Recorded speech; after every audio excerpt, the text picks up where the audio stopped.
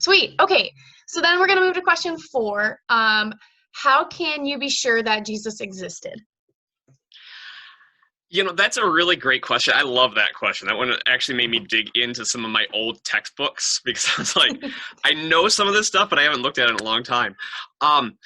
So this is actually a really modern issue. Most, recently you have the questions like, was Jesus real and all those sorts of things. If you go back to the 1st century AD, so you go back to some of the early writings of people like Flavius Josephus, who was a Jewish historian that lived and wrote around 100 AD, or a Roman senator and writer historian named Tacitus, who wrote about 150, 125, 150 AD, and then a few others like Pliny the Younger and Suetonius and some others in that time.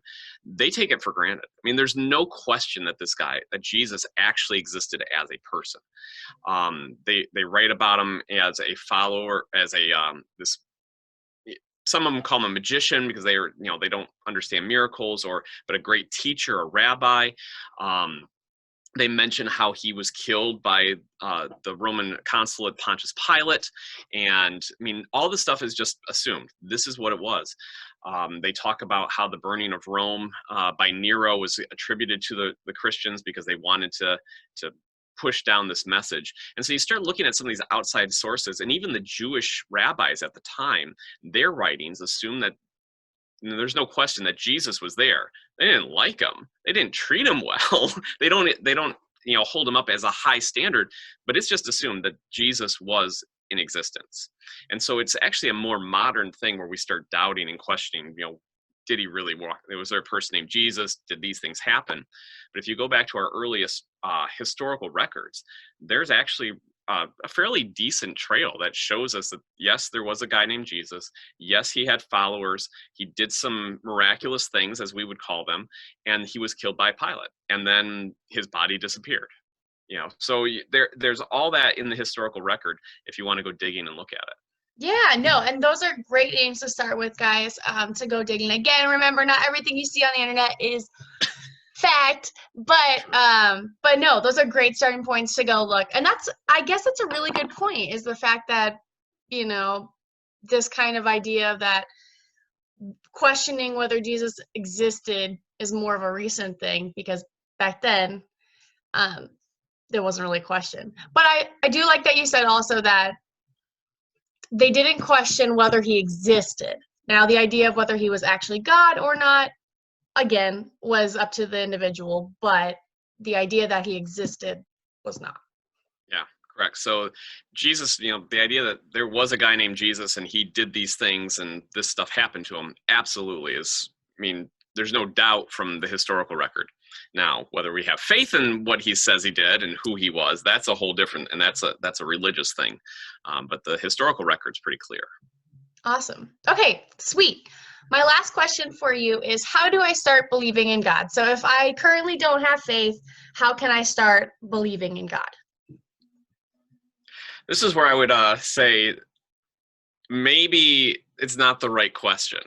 Okay. So, because as we believe, is faith is a gift. So God gives us faith.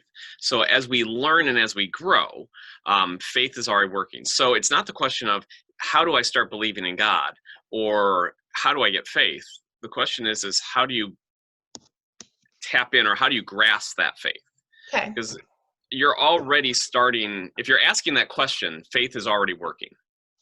Right? Okay. So you're already questioning, like, okay, maybe there is a guy named Jesus, or maybe he did some of these miraculous things, or what if his death actually saves me and gives me something to hope for in the future, right?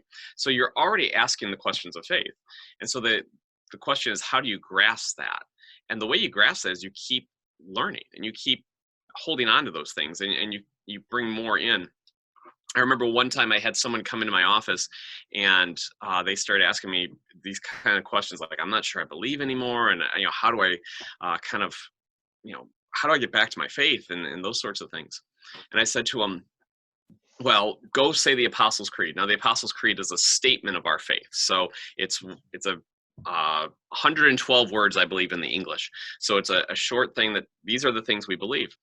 And I said, well, every morning when you get up, say the Apostles' Creed, and before you go to bed, say the Apostles' Creed. And they said to me, well, that's what I'm having a problem with. Like, I don't know if I believe it. And I said, I understand. Just say it, right? So they went and they said it. And for like 2 weeks, they did it. They actually listened to me, which was amazing. Someone who does what you say they're to do. And they came back and they were like, I can't believe my faith feels stronger. And I said, because God's word is powerful, right? And if we believe that God is working and you already have faith, what you're trying to do is find out, how do you grasp that faith? And you grasp that faith by going back to the things we know, or at least the things we believe or we thought we believed. And so we say the Apostles' Creed, we say the Lord's Prayer, and those things help strengthen our faith.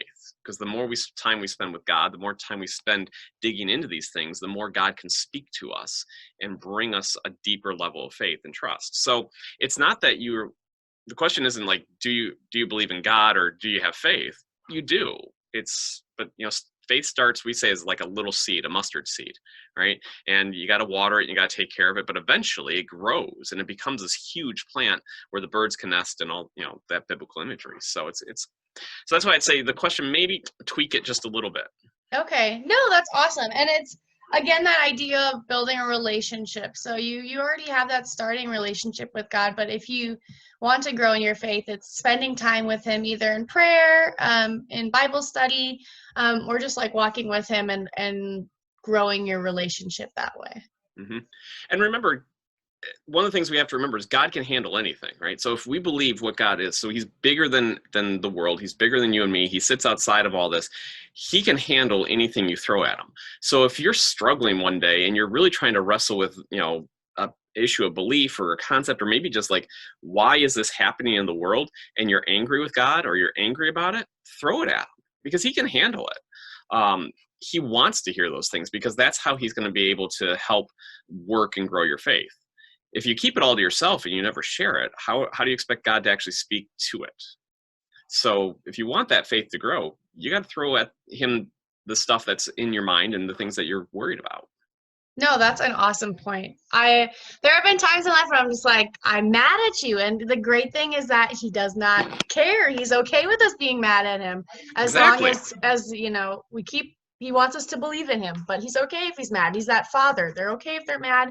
They still love you regardless. So exactly. Yeah. So don't worry about being mad at God. He can take it. Just, when you stop believing in him, or you say, I'm done, that's when the problem comes. So yeah. Awesome. Well, thank you so much. These have been amazing conversations, and I really appreciate everything that you put into the questions. And again, there's a lot of starting points here, guys. If you want to look at it further, especially some of the names that he gave us for, I'm going to think, early philosophers or something like that. Yeah, definitely go and look those up. Spend your own time studying, and hopefully this comes up with more questions for you guys that you guys can look and pose to some other people or to me. But thank you so much for your time today. I really appreciate it. Absolutely. Thanks for asking. I enjoyed it. And if anything else comes up or you got a question you're not sure about, feel free to shoot it my way. I'd be happy to help. Awesome. Have a wonderful rest of your day. Thanks, you too. Bye. Bye.